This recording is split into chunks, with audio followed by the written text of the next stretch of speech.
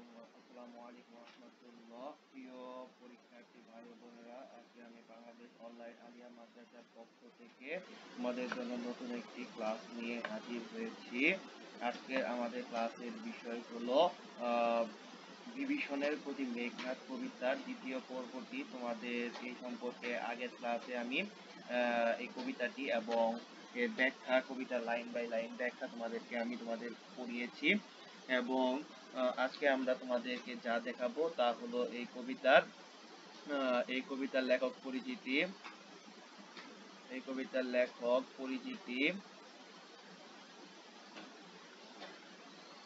পাঠ পরিচিতি, এই কবিতার লেখক পরিচিতি, পাঠ পরিচিতি, কিছু গুরুত্বপূর্ণ এমসিকিউ, কিছু জ্ঞানমূলক, কিছু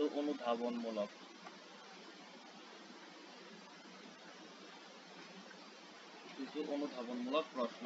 আজকে আমরা আস্তে আস্তে করে সকল কিছু শেষ করব এবং মূলত আমাদের এই পার্ট 1 এবং পার্ট 2 এই দুটি ক্লাস করলেই তোমাদের এই কবিতাটি ইনশাআল্লাহ একদম কমপ্লিট হয়ে যাবে। আর যারা পার্ট 1 ক্লাসটি না করে আমাদের এই পার্ট 2 ভিডিওটি দেখতে এসেছো, তারা দয়া করে আগে পার্ট 1 ভিডিওটি দেখে আসো।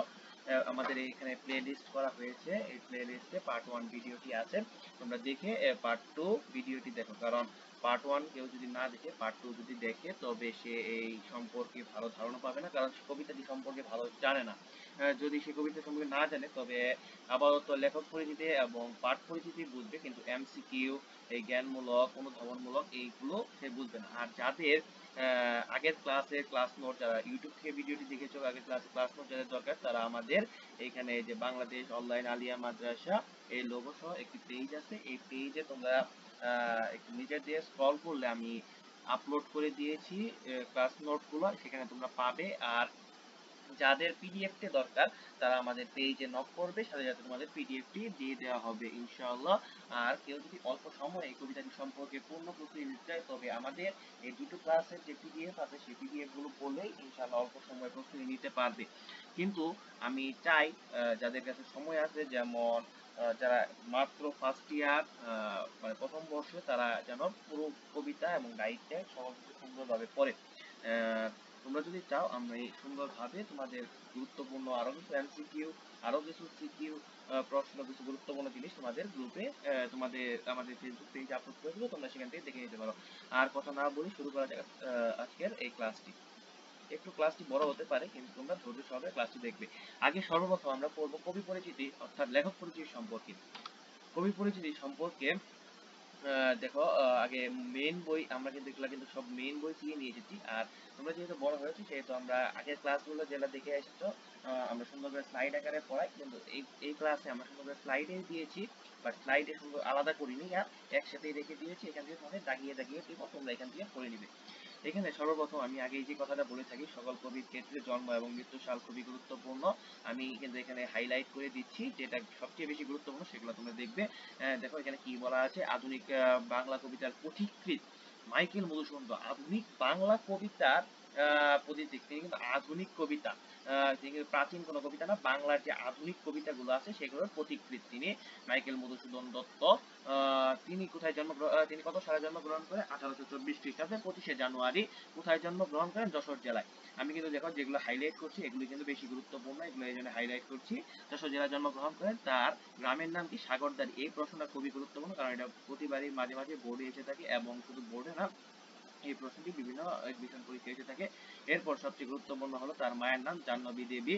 এই তার মায়ের নামটা গুরুত্বপূর্ণ, কারণ দেখা গেছে যে কিছু এডমিশন পরীক্ষায় তার মায়ের নাম এসে, এবং তার বাবার নামটাও তোমরা মনে রাখবে, কারণ যেহেতু মায়ের নাম এসেছে বাবার নামও এসে পড়তে পারে যে কোনো সময়, এটা একটু মনে রাখবে। তারপরে কি লেখা আছে, তার মায়ের তত্ত্বাবধানে তার প্রাথমিক শিক্ষা সম্পন্ন হয়। তিনি কিন্তু তার মায়ের কাছে প্রাথমিক শিক্ষা সম্পন্ন করেছেন মধুসূদন দত্ত 1833 খ্রিস্টাব্দে কলকাতায় হিন্দু কলেজে স্কুল শাখায় ভর্তি হন, সেখানে ছাত্রাবস্থায় তার সাহিত্য প্রতিভার সম্পূরণ ঘটে। 1843 খ্রিস্টাব্দে তিনি খ্রিস্ট ধর্মে দীক্ষিত হন, তখন তার নামে শুরুতে যোগ হয় মাইকেল শব্দটি। তখন যেহেতু তিনি হিন্দু ছিলেন, তিনি হিন্দু কলেজে পড়তেন, কিন্তু যখন তিনি খ্রিস্টান হলেন তখন তিনি তাকে হিন্দু কলেজে রাখবেন, এই জন্য তিনি পরিবর্তন হয়ে শিবপুরের বিশপস কলেজে ভর্তি হন। এটি কিন্তু কলেজ যেখানে হিন্দু মুসলিম সকলে মিলেমিশে পড়তো, এরকম একটি কলেজ।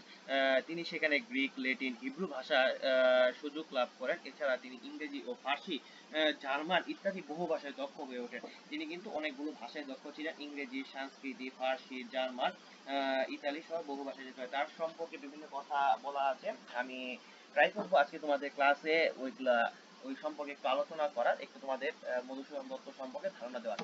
এরপরে দেখো কি আমাদের স্লাইডে পরে কি দেওয়া আছে, বইয়ের আরো কিছু লাইন তোমাদের আরো দেওয়া আছে স্লাইডে, এগুলো আমি তোমাদের সুন্দর করে দাগিয়ে দিচ্ছি।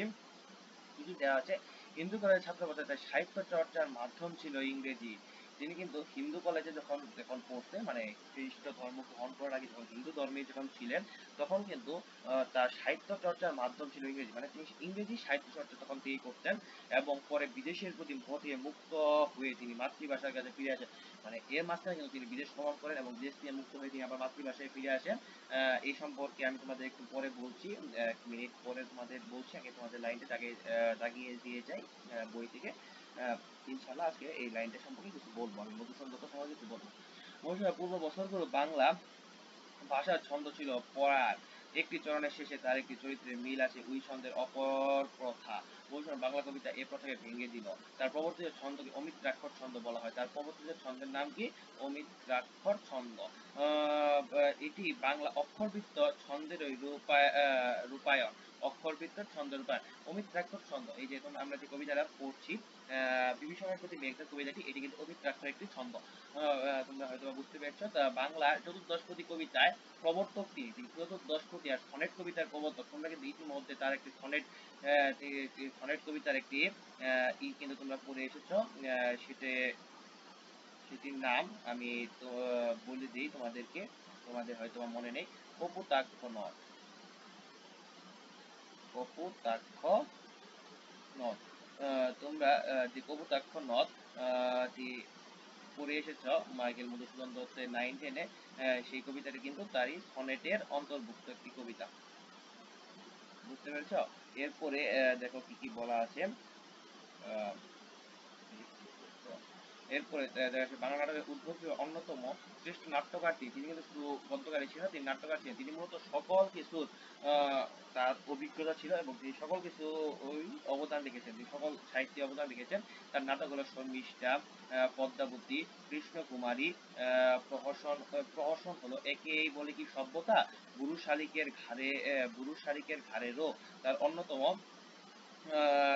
অন্যতম শ্রেষ্ঠ সৃষ্টি হলো তিরোত্তর সম্ভার কাব্য, মেঘনাদ বধ কাব্য, বজ্রাঙ্গনা কাব্য, বীরাঙ্গনা কাব্য, চতুর্দশপদী কবিতা। চতুর্দশপদী কবিতা বলি তোমরা একটা কবিতা পড়েছ, সেই কবিতার নাম কি?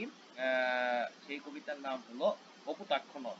আর তার মৃত্যু সালটা কত? 1873 খ্রিস্টাব্দের 29শে জুন তিনি কলকাতায় মৃত্যুবরণ। কোথায় মৃত্যুবরণ করে? কলকাতায়। এই জিনিসটা একটু একটু মনে রাখতে পারো, কারণ মাঝে মাঝে হঠাৎ এসে পড়তে পারে পরীক্ষায়।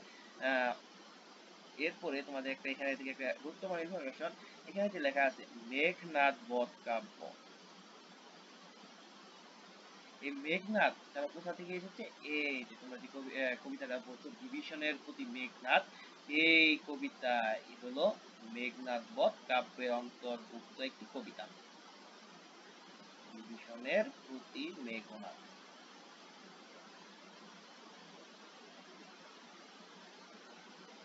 এই কবিতার অন্তর্ভুক্ত এই কবিতা। এই মেঘনাথের সম্পর্কে, তিনি মেঘনাথকে বধ, মানে মেঘনাথকে যে লক্ষণ মেরেছে, এই বিষয়টার উপরই কিন্তু এই কাব্য গ্রন্থটা রচিত। এই জন্য এটার নাম বিভীষণের প্রতি মেঘনাথ। আমি তোমাদেরকে বোঝানোর জন্য একটা নতুন একটি স্লাইড নিচ্ছি, যাতে তোমরা একটা স্ক্রিন নিচ্ছি যাতে তোমরা বুঝতে পারো। আচ্ছা, মধুসূদন দত্ত সম্পর্কে কিছু কথা বলবো। আগে তার নামের বানান সম্পর্কে একটু কথা বলি, কারণ এটা বানানটা খুবই গুরুত্বপূর্ণ। আর এটা অনেকে ভুল করে। নামের বানানটা তার হলো মাইকেল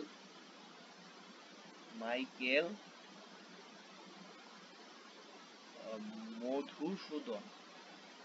মধুসূদন দত্ত। এখানে কিন্তু দীর্ঘকার, দন্ত স্বর নিচে দীর্ঘকার, ধর নিচে কিন্তু হ্রস্বকার, মধুসূদন দত্ত। মাইকেল মধুসূদন দত্ত সম্পর্কে আমরা কিছু কথা বলি। তিনি যখন জন্মগ্রহণ করেন, তিনি মনে করতেন তিনি পৃথিবীর অন্য একটি প্রান্তে জন্মগ্রহণ করেন। তার প্রতিভাটা যেখানে তিনি জন্মগ্রহণ করেন, অর্থাৎ এই বাংলাদেশে, অর্থাৎ এই বাঙালিদের মাঝে তার প্রতিভাটা বিকাশ ঘটবে না। এজন্য তিনি ইংরেজি সাহিত্যের প্রতি মগ্ন হন। ইংরেজি সাহিত্যের প্রতি ইংরেজির প্রতি তিনি মগ্ন হন। এজন্য তিনি কি করেন, এজন্য তিনি তার ধর্ম ত্যাগ করে, তার হিন্দু ধর্ম, তিনি ছিলেন হিন্দু ধর্মের, হিন্দু ধর্ম ত্যাগ করে তিনি খ্রিস্টান ধর্ম গ্রহণ করেন। মূলত এখানে কথা হলো, তিনি একজন খ্রিস্টান মহিলাকে বিয়ে করেছিলেন এবং তারপরে তিনি খ্রিস্টান ধর্ম গ্রহণ করেন। তিনি যদিও তিনি বাংলাদেশে জন্মগ্রহণ করার পর কিন্তু তিনি বাংলাদেশকে খুবই খুবই ভালোবাসতেন। এই জন্য তার শুধু বাংলাদেশকে না, তিনি তার নামকেও খুব ভালোবাসতেন, তার পিতামাতাকে খুব ভালোবাসতেন। এজন্য তিনি তার পিতামাতার দেওয়া সেই নামটি মাইকেল মধুসূদন দত্ত, তার ধর্ম পরিবর্তন হওয়ার পরেও তিনি তার নামটি পরিবর্তন করেননি। এজন্য শুধুমাত্র তিনি তার নামের শুরুতে মাইকেল শব্দটি যোগ করে তার নামটি আগে যেরকম ছিল সেরকমই রেখেছেন। এরপর সবচেয়ে গুরুত্বপূর্ণ হলো, তিনি যখন খ্রিস্টান ধর্মে গ্রহণ করে এবং তিনি যখন ইংল্যান্ডে গেলেন,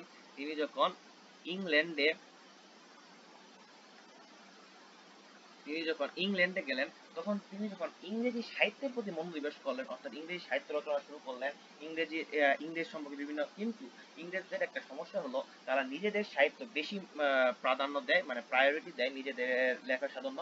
কিন্তু মাইকেল মধুসূদন দত্তের লেখা ছিল খুবই অনন্য। ইংরেজদের ভিতরে ভালো লেখা, তিনি অনেক ভালো লিখতেন, কিন্তু তিনি যেহেতু বহিরাগত, অর্থাৎ তিনি যেহেতু বাংলাদেশ থেকে ইংল্যান্ডে গেছেন, অর্থাৎ ইংল্যান্ডের স্থানীয় বাসিন্দা নন, এজন্য তারা তার সাহিত্যকে তারা প্রাধান্য দিত না। পরে তিনি তার ভুল বুঝতে পারেন, তিনি বুঝতে পারেন যে তিনি হয়তোবা তার মাতৃভূমিকে অপমান করেছিলেন বলে তাকে কোনো দেশই তাকে সম্মান দিচ্ছে না। এজন্য তিনি কি করলেন, তিনি আবার দেশে ফিরে আসলেন এবং দেশে ফিরে এসে তিনি দেশে ফেরার আগে তিনি একটা কবিতা লিখেছেন। কবিতাটি তোমরা পড়েছো, আর আমি একটু আগে বলেছি কপোতাক্ষ নদ। এই কবিতাটি তোমরা 9 10 পড়েছো। এই কবিতাটি লেখেন এবং এই কবিতাটি ছিল একটি সনেট জাতীয় কবিতা। তিনি প্রথম সনেট কবিতা রচনা করেন এবং তিনি এতে খুবই সাড়া পান। এরপর থেকে তিনি বাংলা সাহিত্যের প্রতি মনোনিবেশ করেন এবং বাংলা সাহিত্যে বিভিন্ন লেখা তিনি উদ্ভব করেন এবং তিনি বাংলা সাহিত্যের অনন্য লেখক হিসেবে পরিচিতি লাভ করেন। এখানে আমি তোমাদের মাইকেল মধুসূদন দত্ত সম্পর্কে যা বললাম, এগুলো তোমরা আগে জেনেছো হয়তোবা, বা যারা জানোনি তারা জেনে নিলাম। এইগুলা কিন্তু পড়াশোনার কোনো অন্তর্ভুক্ত কোনো বিষয় না, তোমাদের জানার জন্য আমি এগুলা বললাম। তোমরা শুধু একটু মনে রাখবে, কারণ তার সম্পর্কে কেউ যদি তোমাদের কোনো প্রশ্ন করে, তোমরা যাতে তার সম্পর্কে সঠিকভাবে সঠিক তথ্য তোমরা যাতে তাকে দিতে পারো, কেউ যদি তোমাদের এই সম্পর্কে প্রশ্ন করে। এরপরে চলো আমরা আমাদের পড়াশোনায় ফিরে যাই। এরপরে আমি তোমাদের আগের ক্লাসে এই স্লাইডটি তোমাদের আমি দিয়েছিলাম, তোমাদেরকে আমি এই স্লাইডটি প্রোভাইড করেছিলাম। এখানে সুন্দরভাবে তার জীবনী সম্পর্কে সুন্দরভাবে বলে দেওয়া আছে, খুব সংক্ষিপ্তভাবে কোথায় কি আছে, তার জন্মসাল বলে দেওয়া আছে, তার জন্মস্থান বলে দেওয়া আছে। সাগরদাড়ি গ্রামটা তোমরা একটু মনে রাখবে, গুরুত্বপূর্ণ জিনিস এটা। তার মায়ের নামটা অবশ্যই মনে রাখবে এবং তার পসিবল হলে তার বাবার নামটা একটু মনে রাখবে এবং তার মৃত্যু সালটা আমি কিন্তু সবসময় বলে থাকি, জন্ম এবং মৃত্যু সাল খুবই গুরুত্বপূর্ণ। আমি এখানে স্টার চিহ্ন দিয়ে দিচ্ছি, যেহেতু এগুলা গুরুত্বপূর্ণ। এগুলা আমি আগে যে স্লাইডটা, মানে আগের ক্লাসে আমি তোমাদের এটা দেখিয়েছিলাম এবং এই ক্লাসে তোমাদের সুন্দর করে বুঝিয়ে তোমাদের এখানে দিয়ে দিলাম। এখানে কিন্তু তোমরা তার সমাধি স্থলটা দেখতে পাবে, কলকাতা সালকুড়াল রোড। এগুলো তোমাদের মনে রাখার দরকার নেই, আমি তোমাদের এক্সট্রা ইনফরমেশন দেবো। কেউ যদি পড়তে চাও এখান থেকে স্লাইডটা দেখে নিতে পারো, আর সহজে রিভিশন করার জন্য স্লাইডটাই বেস্ট। এরপরে তার যে কিছু সাহিত্য আছে সেগুলোর আমি শর্ট টেকনিক দিয়েছিলাম তোমাদের আগের ক্লাসে, এই শর্ট টেকনিক গুলো তোমরা দেখে নিতে পারো। এরপরে চলো আমরা শুরু করি আমাদের নতুন আমাদের নতুন টপিক শুরু করি আমাদের সেই টপিকটা, দাঁড়াও 1 মিনিট, একটু মনে হয় প্রবলেম হয়েছে। হ্যাঁ, এখন এইখানে তোমাদের এখানে আমি বলে দেওয়া ছিল এখানে কি কি, এগুলো তোমরা একটু দেখে নিতে পারো, কারণ এগুলো আমি আগের ক্লাসে হয়তোবা তোমাদেরকে আমি সুন্দরভাবে বুঝিয়ে বুঝিয়ে দিয়েছি, সুন্দর করে টেকনিক দেওয়া আছে। টেকনিকগুলো যদি তোমরা পড়ো তবে সহজেই মনে রাখতে পারবে। এরপরে চলো কি আছে আমাদের, তোমরা মনে করো যে আমি হয়তো বা কোনো এক্সট্রা ইনফরমেশন তোমাদেরকে দেই, কিন্তু আসল কথা এরকম কিছুই না। তোমাদের যে বইয়ের যে লাইনগুলো আছে সেখান থেকেই আমি মূলত এখান দিয়ে কপি করে নিয়ে এসেছি তোমাদেরকে শুধুমাত্র বোঝানোর জন্য। এখানে এই জন্য তোমাদের বইয়ের লাইনটা দিয়েছি, এই দেখো এখানে এই অমিত্রাক্ষর ছন্দ কথাটি লেখা আছে, তোমরা একটু দেখে নিবে। এখান থেকে আমি তোমাদের ডাইরেক্ট একটু বই থেকে একটু দাগিয়ে দিই যে কিছু যে লাইনগুলো খুব খুব গুরুত্বপূর্ণ, এই জন্ম মৃত্যু সাল, তার এই যে কৃষ্ণকুমারী নাটকের নাম, গুরুত্বপূর্ণ লাইনগুলো আমি তোমাদের জন্য নিয়ে এসেছি মূলত বই থেকে। এই জন্য তোমাদের একটু বইয়ের লাইনটা দেখানোর জন্য আমি এখানে বইয়ের লাইনটা তোমাদের দেখছি, তোমরা এখান থেকে বই থেকে সুন্দরভাবে দাগিয়ে নিবে। এখানে আরো কিছু গুরুত্বপূর্ণ লাইন আছে, আমি তোমাদের আগে যেগুলো দেখিয়েছি ওইখান থেকে দেখে নিবে। তার এই যে তার সাহিত্যগুলো, ইংরেজি কি কি তিনি ভালো জানতেন, ফার্সি, জার্মান, ইতালি, এখানে তার বাবার নাম, তার মায়ের নাম জাহ্নবী দেবী, তার জন্ম সাল গুরুত্বপূর্ণ, তার মৃত্যু সাল গুরুত্বপূর্ণ, কোথায় মৃত্যুবরণ হয়েছে, কলকাতায়। এগুলো একটু তোমরা একটু দেখে নিবে নিজ দায়িত্বে, স্লাইডটা দিয়ে দেওয়ার পরে। এরপরে চলো আমরা কি পড়বো, আমরা পড়বো পাঠ পরিচয় সম্পর্কে। এই আমরা যে কবিতাটি পড়লাম, কবিতার পাঠ পরিচয় সম্পর্কে আমরা একটু জেনে নিব এবং গুরুত্বপূর্ণ লাইনগুলো আমি তোমাদেরকে মার্ক করে দেওয়ার চেষ্টা করবো।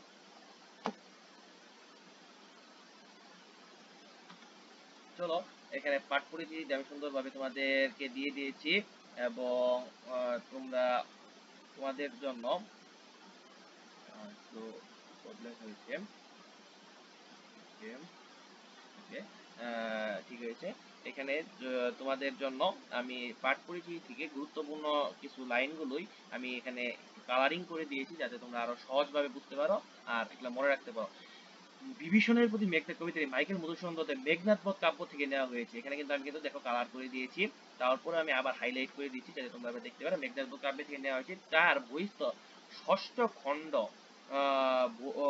এখানে কিন্তু সরি আমার একটু ভুল হয়ে গেছে, এখানে হবে বধ, এখানে বধ নামক এখানে হবে বধ, বধ নামক একটা তার আছে ওইখান থেকে নেওয়া হয়েছে, এখানে হবে বধ। ওকে, এখানে একটু বানানটা ভুল হয়ে গেছে, মিস্টেক, এই জন্য ক্ষমা প্রার্থী আমি। এরপরে ষষ্ঠ খণ্ড থেকে সংগৃহীত করা হয়েছে, তার মোট 9টি স্বর্গ রয়েছে, 9টি স্বর্গে মেঘনাদ বধ কাব্যের বিভক্তি। এর মধ্যে ষষ্ঠ স্বর্গের থেকে এই কবিতাটি নেওয়া হয়েছে। আমি কিন্তু তোমাদের আগেই বলেছিলাম স্বর্গ এবং স্বর্গের ভিতরে পার্থক্য, এইগুলো কিন্তু তোমরা একটু মনে রাখবে। এখানে যে স্বর্গ কথাটা ব্যবহার করা হয়েছে দন্ত স্বগ বয় রেফ, যে স্বর্গ, এই স্বর্গ অর্থ হলো খণ্ড, আর দন্ত শয় বয় সংযুক্ত বয় রেফ যে স্বর্গ, এটা এটা আমরা বুঝি বেহেশত বা জান্নাত।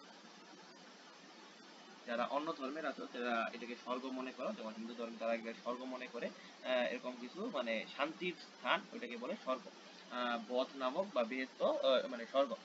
এই কবিতাটি নেওয়া হয়েছে লক্ষণ অন্যতম যুদ্ধে নিহত হয় মহাবীর মেঘনাদ। এখানে তার সম্পর্কে বিস্তারিত বর্ণনা করা হয়েছে, এখানে তোমরা একটু পড়ে নেবে। এখানে অনুগ্রহপূর্বক রক্ষা কবচ, এখানে অনেক কিছু এখানে বলা হয়েছে, প্রহরী দ্বারা পরিবেষ্টিত থাকে। আমি তোমাদের একটু সংক্ষেপে সামারি করে দিচ্ছি। এখানে মূলত বলা হয়েছে যখন মানে আমি তোমাদের আগে ক্লাসে হয়তো বলেছি, আবারও বলছি, রিপিট করছি, কারণ অনেকে হয়তো ক্লাসটি না করে এসেছে, আমি আবারও অনুরোধ করছি যারা আগের ক্লাসটি দেখোনি দয়া করে আগের ক্লাসটি দেখে এই ক্লাসটিতে করো, তাহলে তোমরা ভালো বুঝতে পারবে। এখানে মূলত কি কি বলা হয়েছে তা হলো, মেঘনাদ হলো রাবণের পুত্র সন্তান, আর লক্ষণ হলো রামের ভাই। আমি আগেই বলেছিলাম যখন বিভীষণ হলো মেঘনাদের চাচা অর্থাৎ রাবণের ভাই। বিভীষণ যখন বুঝতে পারে যে এবার যে যুদ্ধ হবে মূলত রামের স্ত্রী হলো সীতা, সীতাকে যখন রাবণ অপহরণ করে অর্থাৎ কিডন্যাপ করে, তখন বিভীষণ বুঝতে পারে যে এখন যে যুদ্ধটা হবে এই যুদ্ধে মূলত তার ভাই রাবণ এবং তার ভ্রাতুষ্পুত্র মেঘনাদ না জিতে বা জয় লাভ না করে এবার রাম জয় লাভ করবে, এই জন্য সে রামের পক্ষ নেয়, রামের দিকে সে ধাবিত হয়ে যায়। তখন সে যখন এই কবিতার মূলত এগুলা আগের গল্প, কবিতায় মূলত এখান থেকে বলা হয়েছে যখন রাম যখন এই কবিতায় মূলত বলা হয়েছে যখন রামের পক্ষ সে নেয় তখন লক্ষণকে সে মেঘনাথের যজ্ঞাগার, অর্থাৎ এই যজ্ঞাগারের একটা নাম ছিল, এই যজ্ঞাগারের নাম ছিল একটা, এই যজ্ঞাগারে ঠিক আমার এই মুহূর্তে ঠিক মনে নেই, যজ্ঞাগারে সে প্রবেশ করে এবং প্রবেশ করে যজ্ঞাগারে সে প্রবেশ করে এবং প্রবেশ করে মেঘনাথকে হত্যা করে, লক্ষণ মেঘনাথকে হত্যা করে। কিন্তু ওই যজ্ঞাগারে কোনো একটা মাছি পর্যন্ত প্রবেশ করে, কারণ রাক্ষস দ্বারা এত নিরাপদ ছিল যজ্ঞাগারটি, মাছি পর্যন্ত সেই যজ্ঞাগারে প্রবেশ করতে পারতো না, কিন্তু সেখানে লক্ষণ প্রবেশ করেছিল। কিভাবে লক্ষণ প্রবেশ করেছিল এই বিষয়টি নিয়ে মেঘনাথ এবং বিভীষণের ভিতরে কিছু কথা কাটাকাটি হয়, মানে কিছু কথা হয় থাকে, তার জন্ম পরিচয়, তার ভাতৃ পরিচয়, তার সকল কিছু পরিচয়, অনেক কিছু তার লোভ লালসা তাকে দেওয়ার চেষ্টা করে মেঘনাথ তার চাচাকে, কারণ সে যাতে লক্ষণের পক্ষ না নিয়ে সে যাতে মেঘনাথের পক্ষ নেয়, তার চাচার পক্ষ নেয়, তার ভাতিজার পক্ষ নেয়, এই বিষয়টি তাকে বোঝানো হয়েছিল। এই বিষয়টি নিয়েই মূলত কথোপকথন হয় এবং এটি মূলত এই গল্পের মূল মূল থিম। এখানে মূলত কবি আমাদের বুঝাতে চেয়েছেন আমাদের এবং ইংরেজদের মধ্যে যে আমাদের এবং ইংরেজদের মধ্যে যে সম্পর্ক, ওই সম্পর্ক সম্পর্কে, যেমন ইংরেজ বিরোধী আন্দোলন তখন ছিল, এই সম্পর্কে তিনি বোঝাতে চেয়েছেন। আর এখানে কবি আরো কিছু বোঝাতে চেয়েছেন, সেগুলো হলো নবাব সিরাজউদ্দৌলা এবং তার নবাব সিরাজউদ্দৌলা এবং তার উজির সম্পর্কে তোমরা হয়তো জেনে থাকবে, সেই সম্পর্কেও মূলত কবি এই সম্পর্কে বোঝাতে চেয়েছে। এটাই মূলত এটার পাঠ পরিচিতি, তোমরা এটা স্লাইডটা দিয়ে তোমরা সুন্দর করে পড়ে নিবে। এই স্লাইডে আমি সুন্দরভাবে তোমাদের এখানে দিয়ে রেখেছি, অংশটি সংকলিত করা হয়েছে, এখান থেকে কি কি সংকলিত করা হয়েছে এখানে দেখো সুন্দরভাবে বলা আছে, তোমরা এটা শুধুমাত্র একটু দেখে নিবে। এখান থেকে যদি দেখে নাও তবেই তোমাদের মূলত এখান থেকে পাঠগুলো হয়ে যাবে, এবং তোমরা যদি চাও এগুলো বইতেই আছে, তোমাদের মেইন বই, এই মেইন বই থেকে তোমরা এটা দেখে নিতে পারো। এখান থেকে আমি কিছু গুরুত্বপূর্ণ কিছু লাইন তোমাদের এখান থেকে একটু দেখাই দেবো, কারণ ক্লাসটা অত বেশি বড় করতে চাচ্ছি না। কাব্যটি 14টি অক্ষর মাত্রায় অমিত্রাক্ষর ছন্দ, আমি তোমাদের আগেই বলছিলাম এটি কিন্তু অমিত্রাক্ষর একটা ছন্দ, অমিত্রাক্ষর ছন্দে রচিত এটা। এখানে দেখো কি বলা আছে, অমিত্রাক্ষর ছন্দে 14 মাত্রা থাকে এই কবিতাটি, প্রতিটি পঙ্ক্তিতে 14টি মাত্রা আছে, যা হলো 6, 8 আর 6, মানে একটা লাইনে যদি 8টি মাত্রা থাকে, দ্বিতীয় লাইনে আছে 6টি, এটা কি বলে অমিত্রাক্ষর ছন্দ। এই সম্পর্কে তোমরা একটু জেনে নিবে, আমি কিছু লাইন তোমাদের দাগিয়ে দিলাম। এরপরে তোমাদের সবচেয়ে গুরুত্বপূর্ণ যা হলো, তোমাদের জন্য আমি কিছু এমসিকিউ টেস্টের ব্যবস্থা করেছি। এমসিকিউ গুলো খুবই গুরুত্বপূর্ণ। আর প্রথম টেস্টটা আমি তোমাদের নিব। আর একটা কথা আমি তোমাদের কাছে আগে ক্ষমা চেয়ে নিচ্ছি, কারণ প্রতিটা এমসিকিউ বোর্ডে আসে এমসিকিউ, আর এই এমসিকিউ গুলো আমি পাশ দিয়ে বোর্ডে কোন কত সালে কোন বোর্ডে এসেছে তা আমি লিখে দিতে পারিনি, আমার ঠিক মনে ছিল না বিষয়টা। তোমরা কিন্তু আমি বলে দিচ্ছি এই প্রতিটা এমসিকিউ কোনো না কোনো বোর্ডে এসেছে, তোমরা এই জন্য এই এমসিকিউ গুলো একটু প্র্যাকটিস করবে এবং গাইড থেকে আরো কিছু এমসিকিউ প্র্যাকটিস করবে। তোমরা যদি চাও আমরা এমসিকিউ একটা শীট তোমাদের প্রোভাইড করতে পারি। চলো প্রথম প্রশ্নটা এসেছে, কি বলা আছে, নির্গুণ স্বজন শ্রেয়, এখানে স্বজন বলতে বিভীষণের প্রতি মেঘনাদ কবিতায় বোঝানো হয়েছে। এখানে স্বজন নির্গুণ স্বজন শ্রেয় মানে কি বুঝাইছে, যখন মেঘনাদ বিভীষণকে লক্ষ্য করে বলছিল একজন মানে স্বজন মানে আপন জন যদি সে গুণহীন হয় তবুও সে শ্রেয়, যদি একজন পরজন মানে অনাত্মীয় যদি সে অনেক গুণীয় হয় তাও সে শ্রেয় নয়। কেন এই কথা বলা হয়েছে, এইগুলা কিন্তু অনুধাবনমূলক প্রশ্ন আসতে পারে।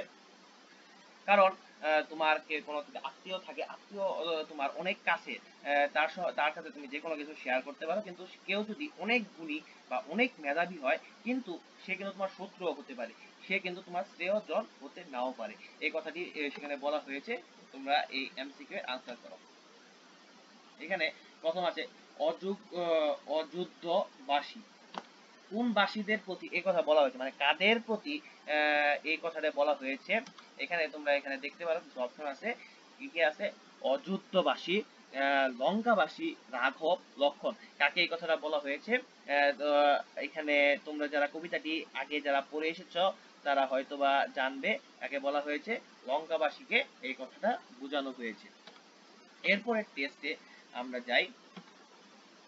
নিকষা কার মা?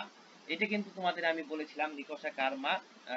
এখানে দেখো, তোমরা দেখতে পারো রাবণের মা, রামের মা, মেঘনাথের মা, নাকি অপশন হলো বিভীষণের মা। এইখানে তোমরা বলো নিকষা কার মা। এখানে কিন্তু তোমরা যারা কবিতাটি পড়েছ, নিকষা সতী তোমার মা, মেঘনাথ কাকে বলেছিল? বিভীষণকে বলেছিল। কিন্তু বিভীষণ আবার কে? বিভীষণ হলো মেঘনাথের চাচা। যেহেতু মেঘনাথের চাচা, তাহলে কি রাবণেরও মা কিন্তু নিকষা। তোমরা কিন্তু এটার উত্তর কিন্তু হবে দুইটা, রাবণও হতে পারে, বিভীষণও হতে পারে। আচ্ছা, তোমাদের আমি বলেছিলাম আমি বোর্ডের কোশ্চেন গুলো মানে আমি অ্যাড করতে পারিনি, আমার মনে ছিল না। এই কোশ্চেনটা যারা কোথায় এসেছিল, এটা এসেছিল চট্টগ্রাম বোর্ড 2016। চট্টগ্রাম বোর্ড 2016 এই প্রশ্নটা এসেছিল চট্টগ্রাম বোর্ড 2016। এই প্রশ্নটা কিন্তু তোমরা একটু গুলিয়ে ফেলবে, কারণ এটার উত্তর কিন্তু হবে দুইটা।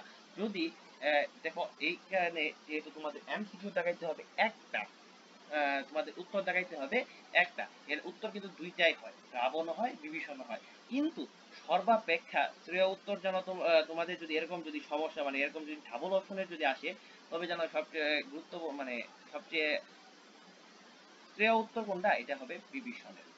কারণ এটা কিন্তু মেঘনাথ কিন্তু বিভীষণকে লক্ষ্য করে কথাটা বলেছিল, এই জন্য এই উত্তরটাই সবচেয়ে বেশি গ্রহণযোগ্য হবে। এই জন্য আমি এটাকে সুন্দরভাবে হাইলাইট করে দিলাম, তোমরা একটু দেখবে। যদি যে কোনো একটা অপশন আসে, তবে যে কোনো একটা দেখাবে, হয় রাবণ দেখাবে, হয়তোবা বিভীষণ দেখাবে। এরপরে প্রশ্নটা আসি। এরপরে টেস্টের প্রশ্ন হলো, বিভীষণের প্রতি মেঘনাথ কবিতায় তস্কর বলা হয়েছিল কাকে? যখন আমি তোমাদের কবিতা পড়েছিলাম তখন কিন্তু আমি বলেছিলাম। দেখি অপশন কি কি আছে। প্রথম অপশন রামকে, দ্বিতীয় অপশন লক্ষণকে, তৃতীয় অপশন রাঘব, চতুর্থ অপশন বিভীষণ। তোমরা যদি মনে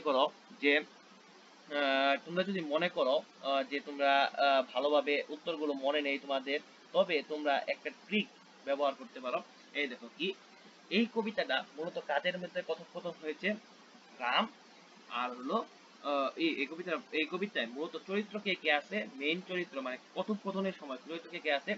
একজন আছে লক্ষণ, আরেকজন আছে বিভীষণ, আরেকজন হচ্ছে মেঘনাথ। এই তিনজনই কিন্তু ওই যজ্ঞাগারে ছিল, বুঝছো? এখানে রাম কিন্তু সেই যজ্ঞাগারে ছিল না, রাম অপশন হবে না। লক্ষণ কিন্তু সেই যজ্ঞাগারে ছিল। রাঘব কিন্তু রাঘব নামে কাউকে কিন্তু আমরা সেই যজ্ঞাগারে কিন্তু দেখতে পাইনি, আমরা কিন্তু দেখছি রাম, বিভীষণ, লক্ষণ। আর এই তস্কর শব্দের অর্থ কি?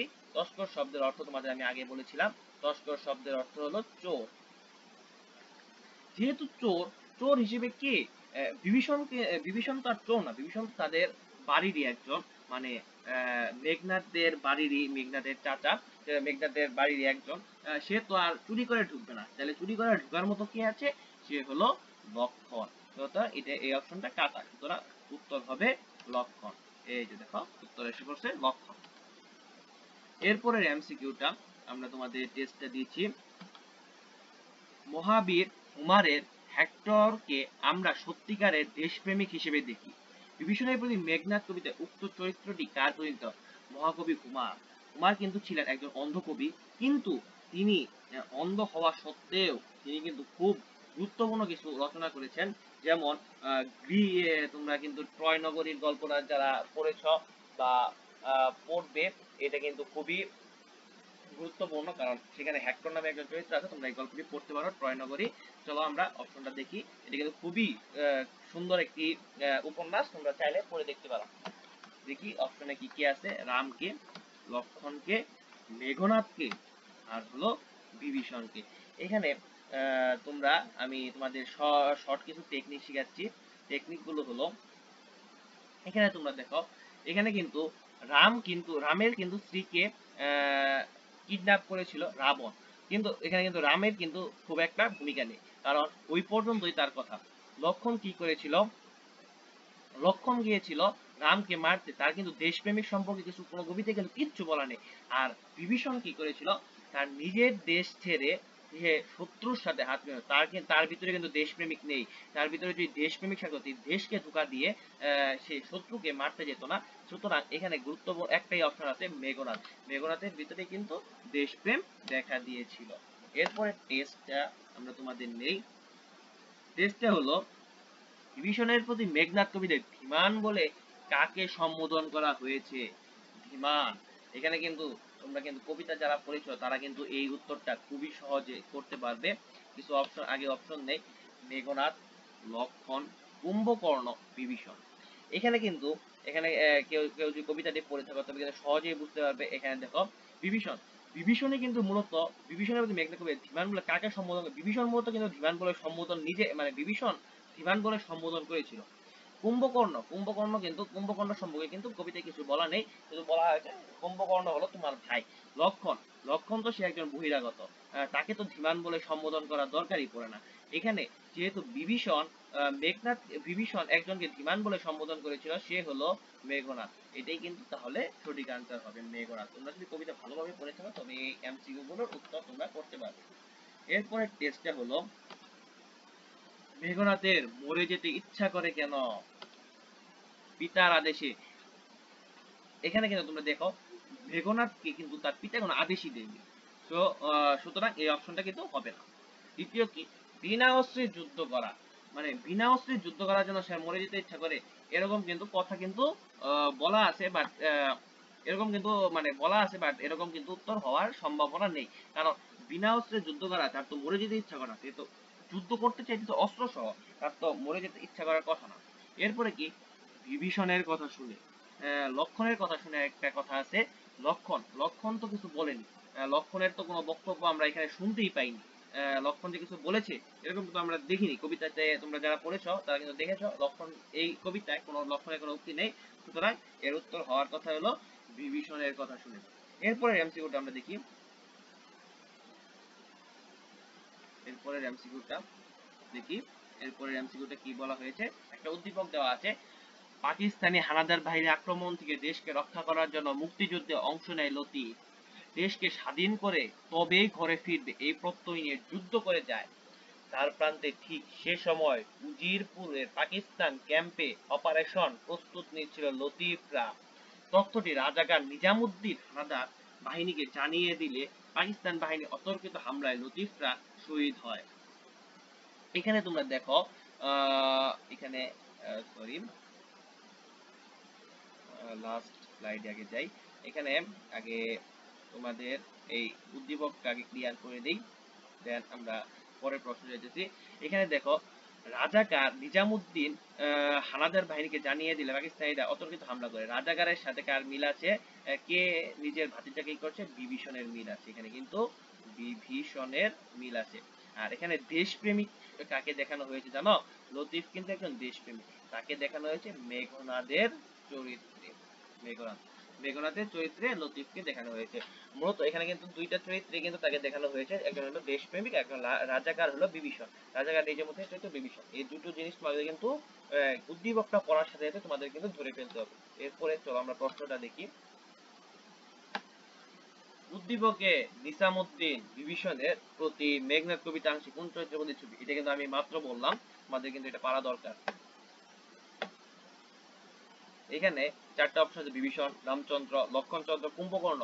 রাম কিন্তু রামচন্দ্র সম্পর্কে কিন্তু দেশপ্রেমিক কোনো কথাই নেই, লক্ষণ কিন্তু কোনো কথাই বলেনি, লক্ষণ কিন্তু কবিতা কোনো ই নেই। কুম্ভকর্ণ কি? সে হলো বিভীষণের ভাই, তার চরিত্র সম্পর্কে পরিচয় দিয়েছে। এখানে কিন্তু একমাত্র উত্তর হবে বিভীষণ।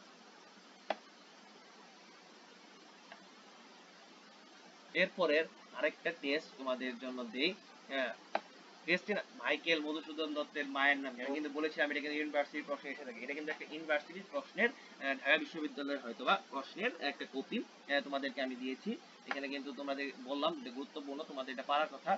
সুরভি দেবী, অনিলা দেবী, জাহ্নবী দেবী, আর হলো সুশীলা দেবী। এটা কিন্তু তোমাদের আমি বললাম যে এটা গুরুত্বপূর্ণ, তোমাদের কিন্তু দাগিয়েও দিয়েছি স্লাইডে, তোমরা যারা আগের স্লাইডে তোমাদের সুন্দরভাবে এটা দাগিয়ে দিয়েছি, তোমরা দেখতে পারো। এখানে উত্তর হবে কিন্তু জাহ্নবী দেবী, এটা তোমরা একটু মনে রাখবে, তার মায়ের নামটা মাঝে মাঝে আসে, এই জন্য এটা একটু মনে রাখবে। এরপরে চলো পরের টেস্টে আমরা দেখি, কার অপর নাম সৌমিত্রী। সৌমিত্রী কার নাম, অপর নাম?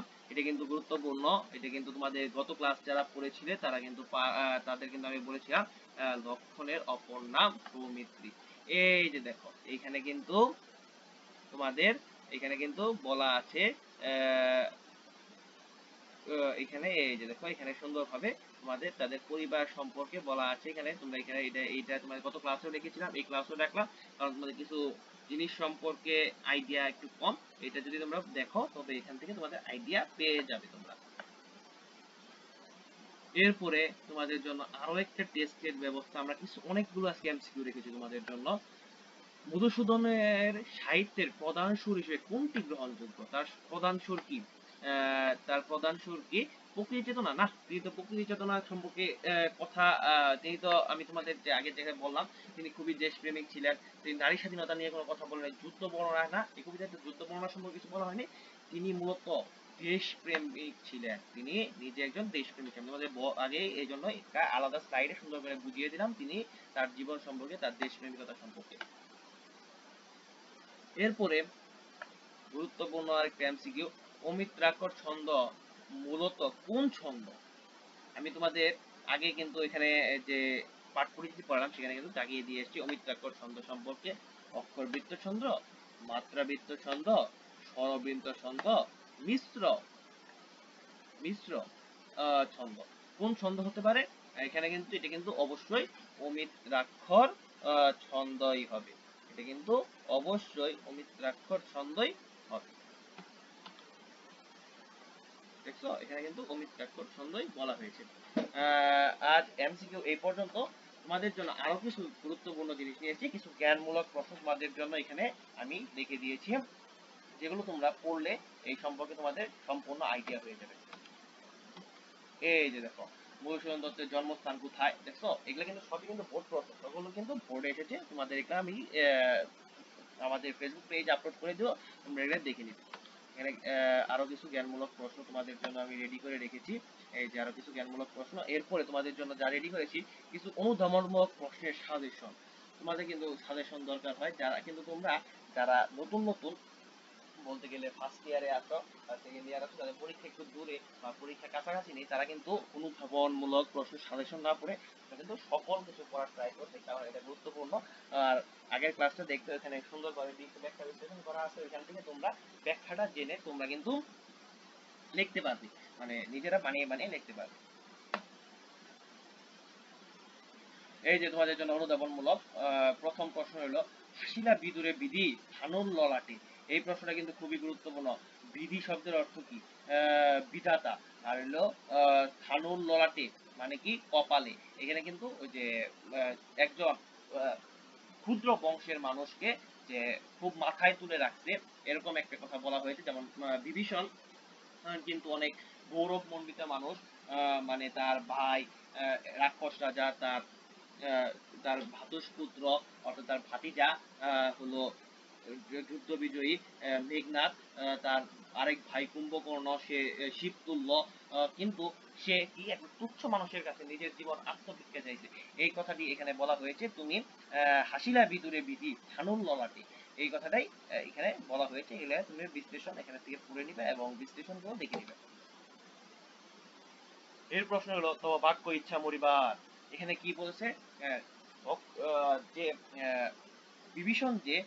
বিভীষণ যে রামের পদতলে আশ্রয় নিয়েছে, এই কথা শুনে মেঘনাদের মনে হয়েছে তব বাক্য ইচ্ছা মরিবার, আমার এখন মরিবার ইচ্ছা করতে হয়। তুমি একটা ক্ষুদ্র মানুষের পায়ের তলে আশ্রয় নিছ, তুমি হলো রাক্ষস রাজার ভাই, তুমি হলো আমার মতো একজন মহাত্ম বীর মেঘনাথের চাচা, তুমি কিভাবে একজন ক্ষুদ্র মানুষের পায়ের তলে আশ্রয় নাও, এই বিষয়ে এখানে বলা হয়েছে। এরপরে কি? সীতার উচিত কি তব কাজ, এখানে মূলত বলা হয়েছে যখন মেঘনাদ ইষ্ট দেবীর পূজা করছিলেন, তখন লক্ষণকে নিয়ে সে মানে বিভীষণ তার যজ্ঞাগারে পৌঁছায়। নিকুম্বিলা যজ্ঞাগার, তার যজ্ঞাগারের নাম ছিল কি? নিকুম্বিলা যজ্ঞাগার। সেই যজ্ঞাগারে যখন পৌঁছায় সেখানে কোনো মানুষ পৌঁছানোর কথা না, অর্থাৎ কোনো বসবাসী পর্যন্ত পৌঁছানোর কথা নয়, কিন্তু লক্ষণ সেখানে পৌঁছায়। কিভাবে পৌঁছায় এই বিষয়টি সে যখন জানতে পারে যে তাকে মারার জন্য লক্ষণকে বিভীষণ নিয়ে এসেছে, তখন সে তার চাচাকে উদ্দেশ্য করে, সীতা, ধিক্কার তোমাকে চাচা, উচিত কি তব কাজ? এই কাজ কি তোমার উচিত হয়েছে? তোমাদের জন্য আরো কিছু প্রশ্ন আমরা লিখেছি। লঙ্কার কলঙ্ক আজি ভূমিব আহারে, এখানে যেন কি বলা হয়েছে? লঙ্কার যে কলঙ্ক করছে, মানে ক্ষুদ্র মানব লক্ষণ, লক্ষণ একজন ক্ষুদ্র একজন মানব, সে যে লঙ্কার এই পবিত্র ভূমি, রাক্ষসদের ভূমিকে যেই করছে, এত ক্ষুদ্র একজন মানুষ এই ভূমিতে প্রবেশ করে লঙ্কাকে কলঙ্কিত করছে। লঙ্কা বলতে কিন্তু শ্রীলঙ্কাকে বোঝানো হয়, বর্তমান শ্রীলঙ্কা কে লঙ্কা বলা হতো আগে। এই এই মানে এই ক্ষুদ্র মানুষ এই লঙ্কাতে ঢুকে সে লঙ্কাকে কলঙ্কিত করছে। এই তাকে লক্ষণকে আজকে মেরে আমি লঙ্কার কলঙ্ক ঘোচাবো, এই কথাটাই এই কবিতায় বলা হয়েছে। তোমরা এই স্লাইডটা সুন্দরভাবে পড়ে নিবে। মূলত এখানে অকৃত্রিম দেশত্ববোধক কথা প্রকাশ পেয়েছে। তোমরা এটা পড়ে নিলে সুন্দরভাবে এই প্রশ্নের আনসারগুলো করতে পারবে। আজকে আমাদের ক্লাস এই পর্যন্তই। সকলে আমাদের সাথে থাকবে। আর সকল ক্লাস আমাদের সর্বপ্রথম আমাদের ইউটিউব চ্যানেলে আপলোড হয়ে থাকে। তোমরা আমাদের YouTube channel Bangladesh online Alia Madrasa subscribe করবে, আর পাশে বেল আইকন বাজিয়ে দিবে। আর সবচেয়ে বড় কথা, আমাদের ফেসবুক পেজে নতুন থাকবে, তোমার এই স্লাইডটা যাদের দরকার তোমরা আমাদের পেজে নক দিবে, এবং স্লাইডটা অবশ্যই আমরা তোমাদের প্রোভাইড করার চেষ্টা করব ইনশাআল্লাহ। এরপরে আমরা আলিম এবং এইচএসসি পরীক্ষার জন্য আরো কিছু কবিতা এবং গদ্য নিয়ে আসার চেষ্টা করব। আজ এই পর্যন্তই। আসসালামু আলাইকুম ওয়া রাহমাতুল্লাহি ওয়া বারাকাতুহু।